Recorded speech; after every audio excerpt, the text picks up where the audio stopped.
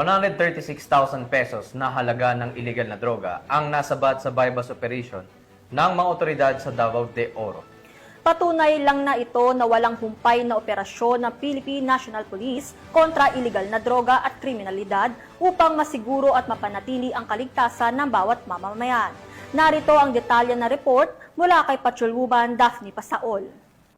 Malaking tagumpay ang naitala ng Mabini Municipal Police Station Drug Enforcement Unit kasama ang Philippine Drug Enforcement Agency o PDEA noong Oktubre 1 taong kasalukuyan ng kanilang maisarang isang drug den sa Puroksyam, Barangay Kadunan, Mabini, Davao de Oro. Sa bypass operations na gawa bandang alas 3:40 ng umaga, 3 sospek ang naaresto. Sila ay kinilalang sa alias Nicoy, 25 anyos na siyang drug den maintainer, at alias Oning, 55 anyos na empleyado, at alias Aying, 22 anyos na bisita. Sa operasyon na kumpiska ang tinatayang kabuuang 20 grams ng hinihinalang shabu na may standard drug price na nagkakahalaga ng 136,000 pesos. Bukod sa shabu, nakumpiska rin ang isang kalibre 40 Glock 9 na baril, isang magasin na may 10 bala at iba't ibang drug paraphernalia.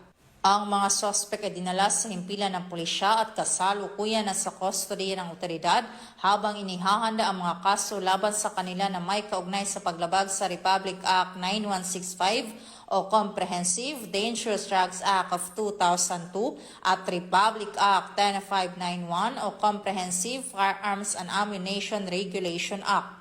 Tuloy-tuloy naman ang pagsusumikap ng Police Regional Office 11 sa kanilang pinalakas na kampanya kontra ilegal na droga bilang bahagi ng kanilang pangakong panatilihin ang kaayusan at seguridad ng mamamayan.